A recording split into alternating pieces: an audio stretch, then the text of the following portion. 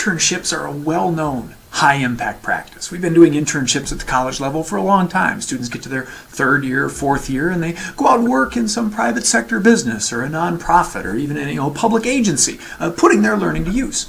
Turns out internships really are a high-impact practice. They boost student achievement. We'll talk a little bit about how internships fit with other high-impact practices, and we'll talk about things you can do with your students and with your internship partners, the employers out there, to make internships work for everybody. Now, internships, as you can probably imagine, fit really well with a lot of the other high-impact practices that we're talking about in this module.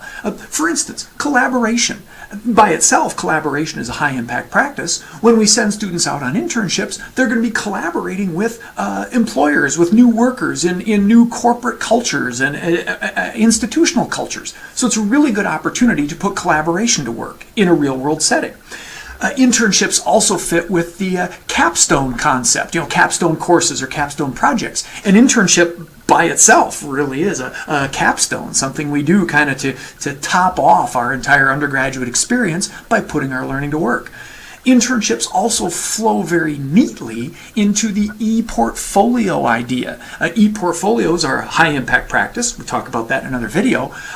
Internships are a great opportunity for students to produce real work products that will look great in their internships and help them with their efforts to get into graduate school or careers later on.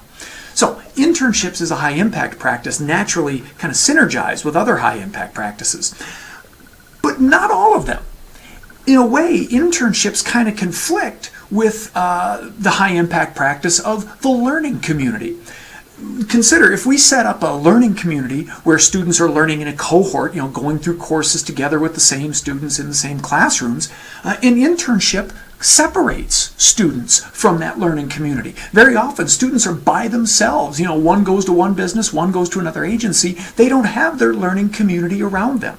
So we have to watch out for that feature of internships. They can leave students feeling rather isolated from the learning community they're used to.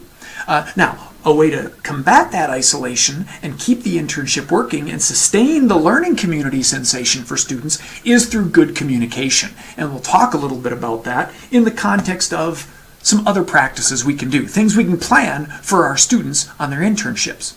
Now, first off, internships build a lot of skills: communication, collaboration, interpersonal relationships. But you don't want to send students out cold without some practice in those skills. So prime the pump. Make sure students have opportunities to practice that collaboration and communication before they go out on their internship. Then, during the internship, make sure students are doing some journaling, and preferably some e-journaling online. Journaling's good because it makes sure students are reflecting on their experience, really processing it, putting it in the context of their academic learning.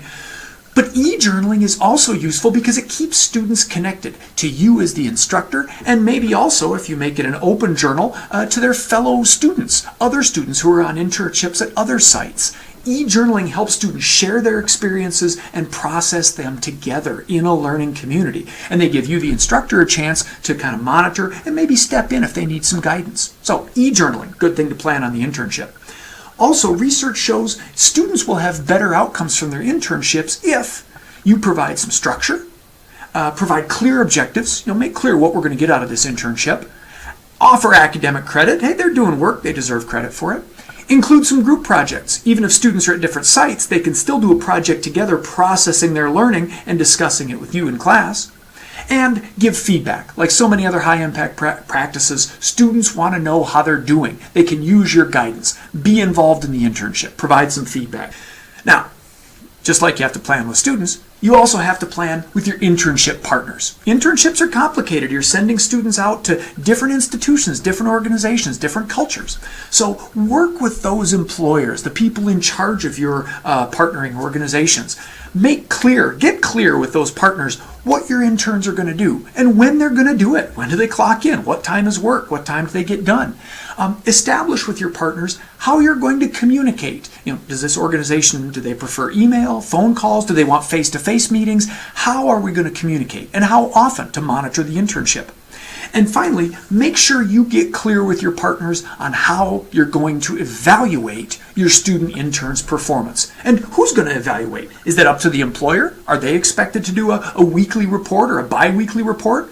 Or is the evaluation mostly going to be up to you as the instructor? Are you going to be making on-site visits? If so, when? What paperwork is there, etc.? Make those things clear for your partners and make things clear for your students. Plan ahead with them, and you can make the internship a high-impact practice for your students.